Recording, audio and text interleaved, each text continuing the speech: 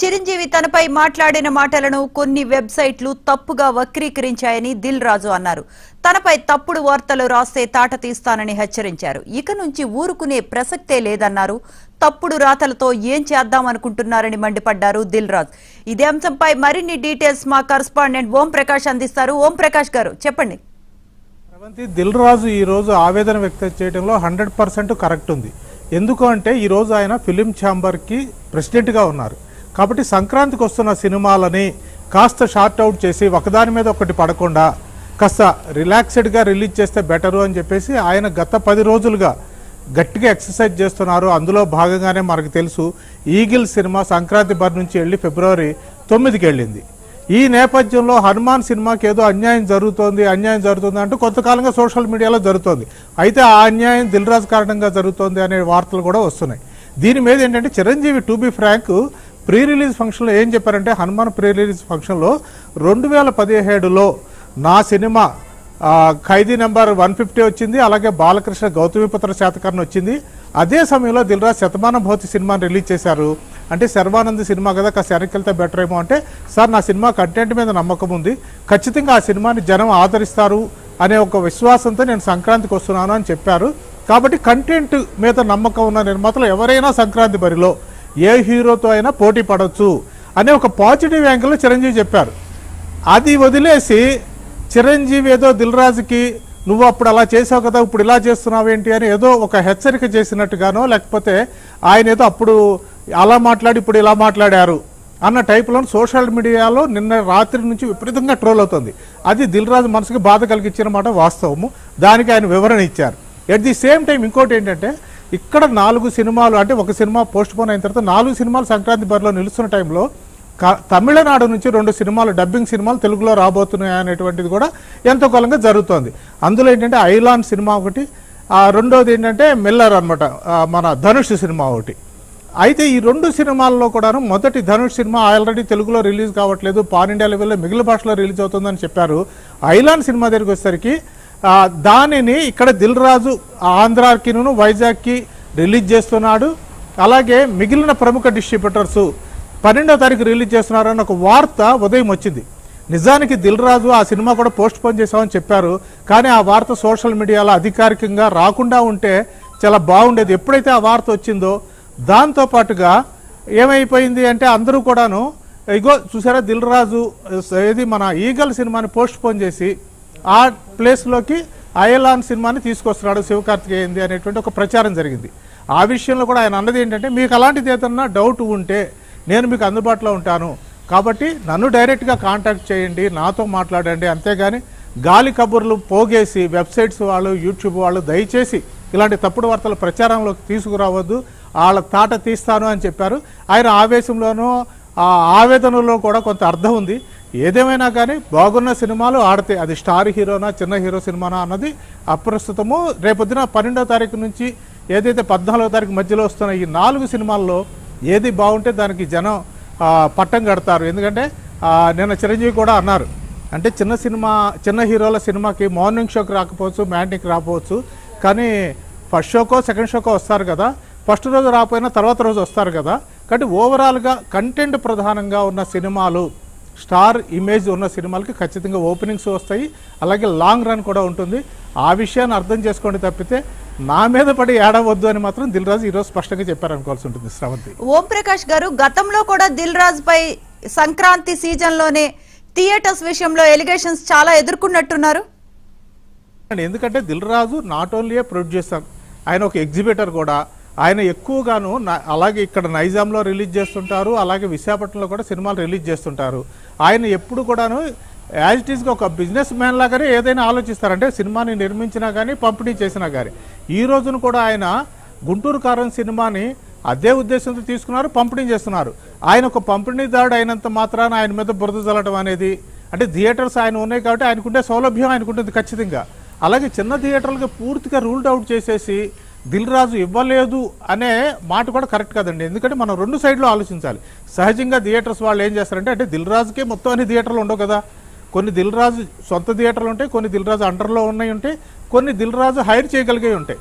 అలాంటి వాళ్ళు ఏంటంటే సహజంగా ఇప్పుడు గుంటూరు కారము లేకపోతే హనుమాన్ సినిమా ఉంటే సహజంగా ఏ డిస్ట్రిబ్యూటర్ అయినా కానీ ఒక స్టార్ హీరో ఇమేజ్ ఉన్న మహేష్ బాబు సినిమా వేయాలని కోరుకుంటారు. ఆ రకంగా థియేటర్స్ నుంచి ఒత్తిడిని కూడా ఆయన తట్టుకుని కొన్ని సినిమాలు కొన్ని నిర్ణయాలు తీసుకోవాల్సి ఉంటుంది. ఆ ప్రకారంగా గుంటూరు కారంకి ఇన్ని థియేటర్లు దక్కినాయి కాబట్టి హనుమాన్కి తక్కువ వచ్చినాయి కాబట్టి అని చెప్పి దిల్ రాజుని దూషించడం అన్నది మాత్రము కరెక్ట్ కాదండి ఇక్కడ. Right, thank you Om Prakash గారు.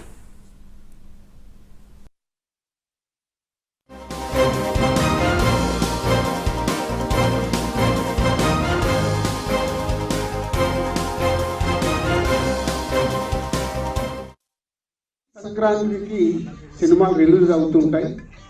రిలీజ్ అవుతున్నప్పుడల్లా డైరెక్టర్ ఇండైరెక్ట్ నేను కష్టపడి ఎదిగి ఇవాళ ఇండస్ట్రీలో ఈ పొజిషన్లో ఉన్నందుకు ఎప్పుడు ప్రతి సంక్రాంతికి ఏదో రకంగా కాంట్రవర్సీ చేస్తూ నా పైన స్టోన్స్ వేస్తూనే ఉంటారు. అది ఆల్మోస్ట్ మీరు అందరికీ తెలియదు కాదు, 7-8 years నుంచి నడుస్తూనే ఉంది.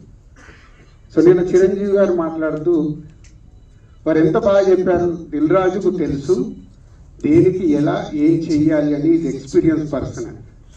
కానీ ఈరోజు కొందరు వెబ్సైట్లలో చిరంజీవి గారు మాట్లాడిన దాన్ని ఇంకొకలాగా టర్న్ చేసి రాశారు. అవి 2 ప్రముఖ వెబ్సైట్లే. అంటే మీరు నా పైన ఏదో రాసి మీ వెబ్సైట్ ఇంపార్టెన్స్ పెంచుకోవడానికి వేరే వాళ్ళు ఎందుకు వాడుకుంటున్నారు? మీకు ఇది అవసరమా? అంటే దిల్ రాజు ఏం రియాక్ట్ అవ్వడు, సాఫ్ట్గా వెళ్తాడు అనుకుంటున్నారా? తాత తీస్తా. చాలా రోజుల నుంచి ఓపిక పడుతున్నాను, ఎందుకు ఎందుకు ఎందుకు అని సాఫ్ట్గా వెళ్దామని.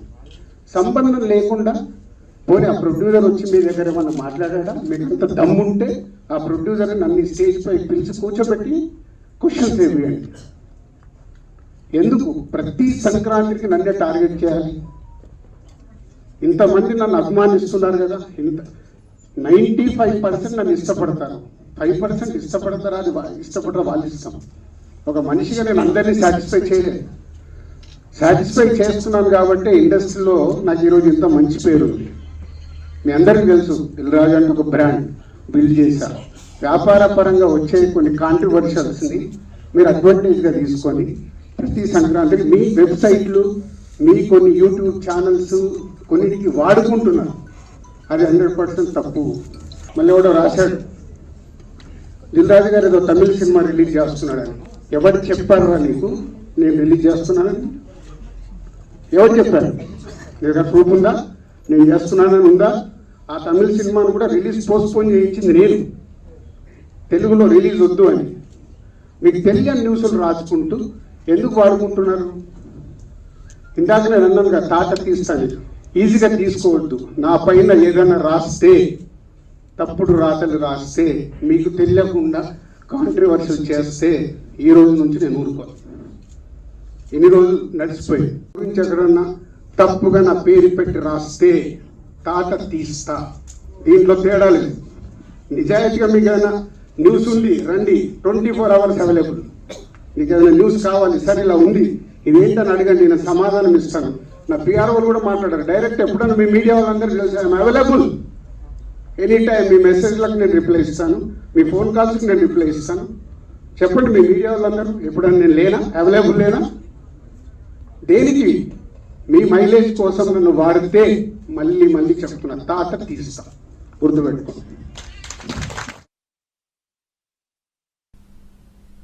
చిరంజీవి తనపై మాట్లాడిన మాటలను కొన్ని వెబ్సైట్లు తప్పుగా వక్రీకరించాయని దిల్ రాజు అన్నారు. తనపై తప్పుడు వార్తలు రాస్తే తాట తీస్తానని హెచ్చరించారు. ఇక నుంచి ఊరుకునే ప్రసక్తే లేదన్నారు. తప్పుడు రాతలతో ఏం చేద్దామనుకుంటున్నారని మండిపడ్డారు దిల్ రాజు. దీనికి ముందు చిరంజీవి ఏం మాట్లాడారో ఒకసారి చూద్దాం. అయితే ఇది పరీక్షా కాలం అనుకోవచ్చు, కొన్ని థియేటర్లు అనుకునే విధంగా మనకి లభించకపోవచ్చు. It's okay. ఈ రోజు కాదు రేపు చూస్తారు, రేపు కాకపోతే సెకండ్ షో చూస్తారు, సెకండ్ షో కాకపోతే థర్డ్ షో చూస్తారు. బట్ కంటెంట్ బాగుంటే ఎన్నో రోజులు చూసినా, ఎన్నో షో చూసినా సరే దీనికి మార్కులు పడతాయి. ఈ రోజు ఇందాక చిన్నవాడు సరే చాలా పెద్ద మనసుతో అన్నాడు, అన్ని సినిమాలు వెంకటేష్ సినిమా, నాగార్జున సినిమా, అలాగే మన మహేష్ బాబు సినిమాలు, అన్ని సినిమాలు ఆడుతాయి. ఈ సినిమాలు అన్నీ ఆడాలి, పరిశ్రమ పచ్చగా ఉండాలి. వాటితో పాటు మా ఈ సినిమా హనుమాన్ కూడా ఆడాలని నేను ఎంతో మనస్ఫూర్తిగా నేను కోరుకుంటాను, జరుగుతుంది. అండ్ ఇదే ఒకసారి నేను దిల్ రాజుతో అన్నాను, దిల్ రాజు ఏంటి మన 2016-17లో మా 150 సినిమాను బాలకృష్ణ గారి సినిమా ఇంకోటి రిలీజ్ అయినప్పుడు ఏంటి మళ్ళీ ఈ సినిమా రిలీజ్ చేస్తాం, కొంచెం డిలే చేయొచ్చు కదా అని అంటే, సార్ అలా కాదు సార్, మా కంటెంట్ బాగుంటుంది, శతమానం భవతి అని, మీ పెద్ద సినిమాలు మధ్యలో ఈ సినిమా ఆడకుండా పోదు సార్, ఏం పర్వాలేదు అన్నాడు. ఓకే, అంత ధైర్యంగా ఉంటే వెల్ అండ్ గుడ్ అన్నాను. ఆ సినిమా కూడా బాగా ఆడింది. కాబట్టి అదే దిల్ రాజు గారు అందరికీ మనకు చెప్పినట్టుగానే ఈ రోజున ఈ సినిమా కూడా బాగా ఆడుతుంది.